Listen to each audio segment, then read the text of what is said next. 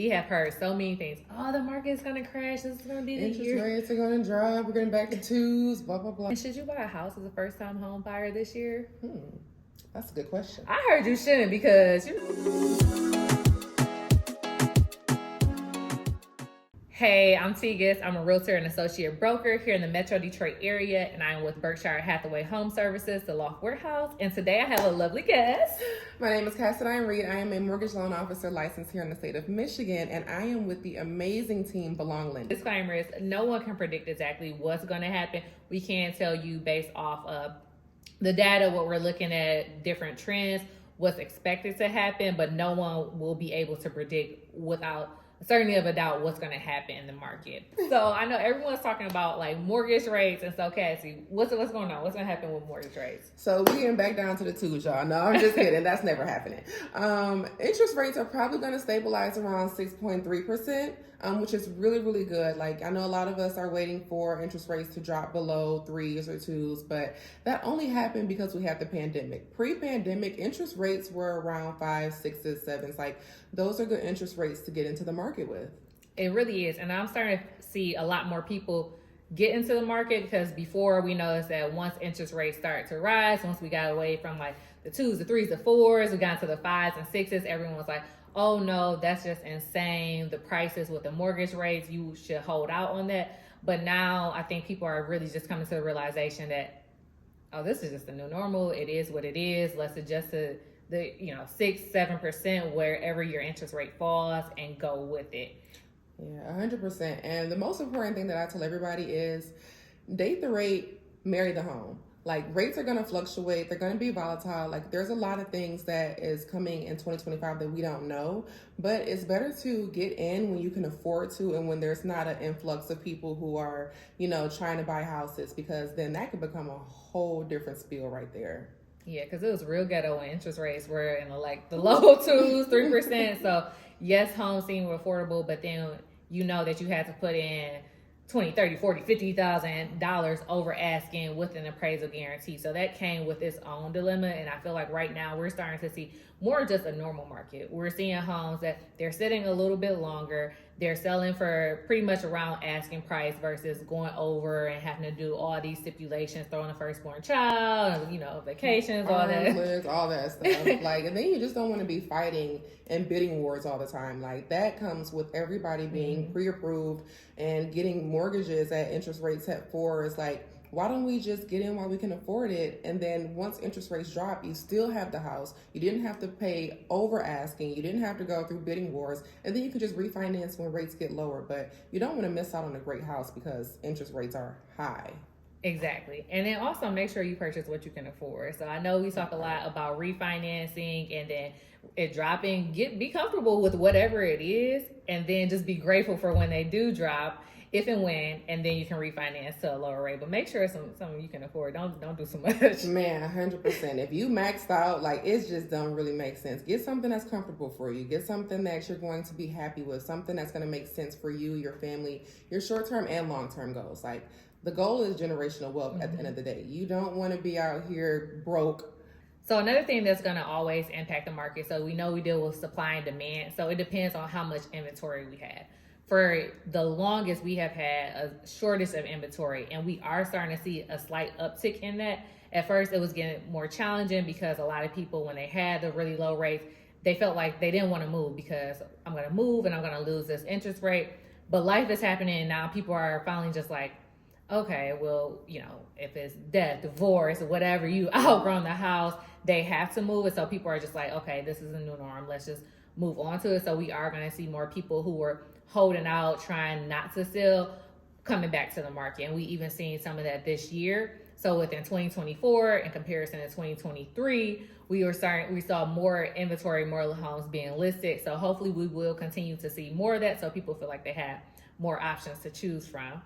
So with a mixture of that, so if we're seeing more homes hit the market and really more so just like stabilizing the interest rate somewhere probably in the sixes throughout most of this year in 2025. It does give a good opportunity for new people that felt like they couldn't compete in an overly competitive market to be able to come in and finally get their foot in the game and to get into like purchasing a home. Which, like, Cassie, why do you think it's important for people like actually start purchasing a home instead of renting?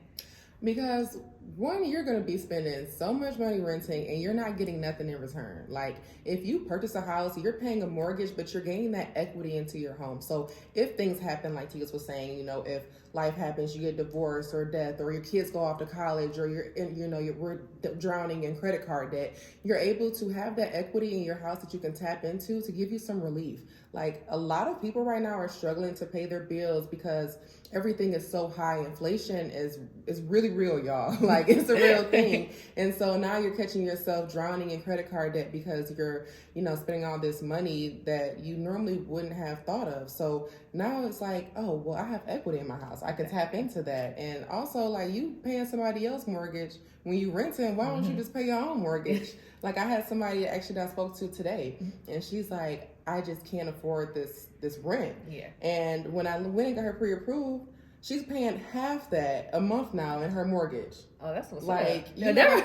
That's huge. Yeah. Like, she's saving over $1,000 a month now. Yeah. You can put that towards other things. Like, people have this idea that, oh, if I'm paying a mortgage, then it's going to be too much, or buying a house is too much. And it's like, no, because you're investing in yourself, you're investing in your future. And then also, you're buying a house, you can either rent it out once you're ready to move, sell it, or give it to your kids or whoever. Like, you can't do that when you're renting. Exactly. That's somebody else's property. No, and it's funny because I had a client in a similar situation. She didn't purchase earlier a few years ago because she felt like she couldn't really get what she wanted, and she just kept waiting. So she was renting for like 3 years, and finally she was like, okay, this is the year that I'm going to do it because I've been throwing away so much money in rent. And not saying that like rent is like, oh, bad, 100% against it. Like, I think there are places where you should rent, especially if you're uncertain how long you're going to be there. Like, go ahead and rent.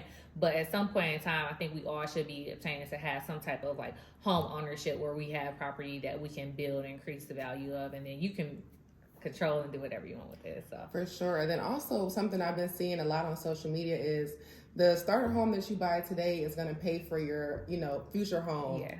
Like, down the line. So you're sitting up here trying to, like, most people don't even stay in their first home longer than 3 to 5 years, maybe 7. And you get time to fix that up. You get time to get yourself together, get your credit, make more money or save more money. So that way, when you sell your house, you're gaining equity. Like, do you know how many people are gaining equity in their homes, even just in Detroit and Michigan in general? So it's not like you're walking away losing. Right. You get into something, make it your home, set a plan for yourself, and so that way, whenever you are ready to get that forever home, you have some equity. You can sell your house, you can rent it out. You're able to do so much more. Like, we want that instant gratification of something amazing right away, but we have to remember that it's okay to take baby steps. Like, we don't always have to go straight for the big $500,000 house. Like, let's start somewhere small. Let's figure out how to be first-time home buyers. Like, let's figure out what it's like to own a home. You don't want to do that and have something so costly. Like,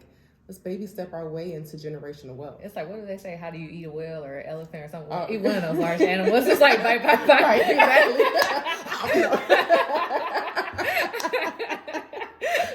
Literally, those baby steps that's what it takes. Like, we have to start being a little bit more realistic with ourselves. And I think that's the part that a lot of people right now, it's hard to do, especially when you see social media. Like, you have to be realistic within yourself. That's the most important thing. What's comfortable for you? What makes sense for you? Home prices. I know everybody is wondering. Home prices have went up astronomically throughout the past few years.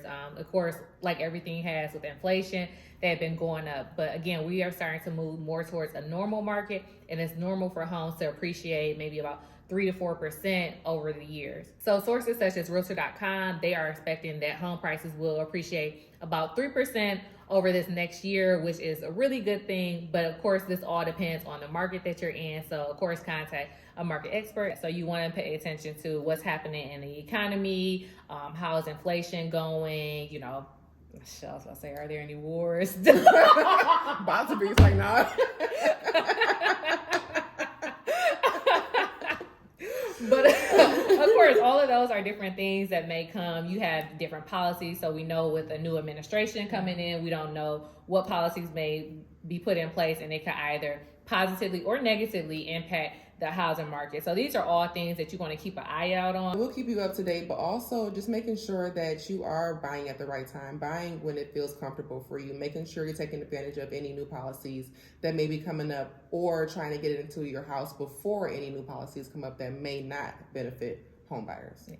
Also, things to pay attention to in like your community and in your state, because like here in Detroit, we're seeing a lot of investors from out of state get properties here. So, you know, you want to make sure that if you live somewhere and you notice that, you know, the city or the state is putting a lot of money into where you're at, you don't want to miss out on opportunity to get a house or get property at a, you know, normal price or a good price, because now you're fighting off investors from different states. Plug for Detroit. No, it's so true, like what you said, with more people recognizing what's happening in the city.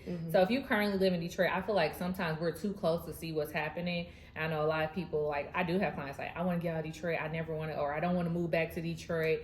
But you have to pay attention to what's happening and things that it's changing. So slight plug, our city is on the come up. It sure is. It sure is. Like, if you think, you know, by the end of this year or next year, you're going to be getting houses in Detroit for $75K or $50K, you really might need to start thinking differently, because that's really not, I mean, it's barely happening now. Yeah. So I do have a question, Tegest. So with the home prices, you know, possibly increasing, what does that mean for people who currently own a home or people who are trying to get into the market? Yeah, so I think if you currently own a home, that's great, because it's pretty much like the value, you know, if this is a stock, the value is going up, the value of your home is going up, meaning it's giving you more equity in your home. So even if you want to pull it out, or whenever you want to think about making that time to sell that property, it gives you a little bit more extra cash to work with.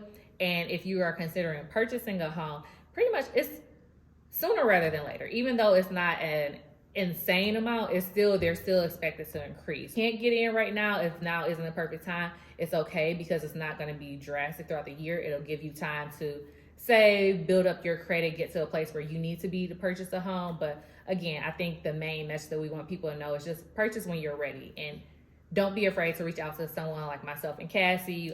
We can work together, work with you in order to come up with an actual game plan. Look at where you are now, see, are you ready? What do you need to do to get there? And then how do we get you there? 100%. Yeah, I mean, we're the experts. That's what we do. But yeah, Tegest and I, and that's like, I would consider us the dream team, power team, you know what I'm saying? Like, she has the expert on the market and what's going on here in the real estate game. And I'm going to be able to help create a plan for you, go over your finances, get you pre-approved, work with different loan options for you. Like, you don't have to be tied down into a one-size-fits-all loan program just because, you know, this is what you hear. You have great experts here who can educate you on both sides of the transaction when you're purchasing your house. So yeah, if you guys have any other questions, please let us know. Leave a comment. Yeah. And we'll be back. We'll do more of these together just to kind of keep you all updated and answer any questions that you have, so you feel prepared. Oh yeah, don't forget to like and subscribe to my channel, and I'll see you guys in the next video. I know that's right.